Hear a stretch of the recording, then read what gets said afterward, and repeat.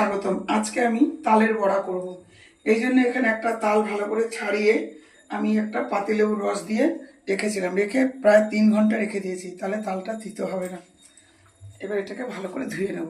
তালটাকে এবার আমি এইভাবে ডলে ডলে তাল বের করে নেব, নিয়ে নেবো। এরকম করে দাড়িগুলো সব কেটে নেব। যে বটি দিয়ে এগুলো কেটে নিয়েছি দাড়িগুলো, কি সুন্দর। এবার আমি সহজ পদ্ধতিতে নিয়ে নেবো। দাড়ি গোপগুলো কেটে নিয়েছি, এবার এরকম করে ঘষবো, তাল পড়ে যাবে। দেখুন কত সুন্দর পড়ছে। এই যে আমার তালটা নেওয়া হয়ে গেছে, দেখুন কত সুন্দর। ছেবার এখানে নিয়েছি সুজি, ময়দা আর নারকেল কোড়া, একটা গোটা নারকেল, আর হচ্ছে 250 সুজি, আর হচ্ছে 200 ময়দা, আর 1 কাপ চিনি। চিনি ঢেলে দিলাম,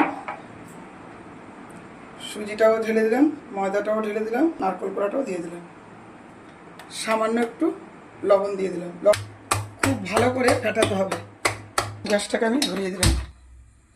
এবার আমি রিফাইন্ড অয়েল ঢেলে দিলাম। তেলটা আমার গরম হয়ে গেছে। এবার আমি একটা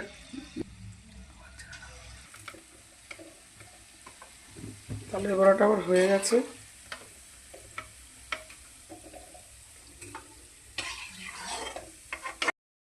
বড়াগুলো হয়ে গেছে।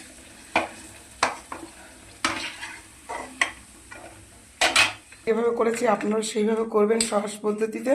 আর ভালো লাগলে লাইক কমেন্ট শেয়ার করবেন, পাশে থেকে বেল আইকনটি ক্লিক করবেন, আমার চ্যানেলটাকে সাবস্ক্রাইব করবেন, আর ফেসবুকটাকে ফলো করবেন।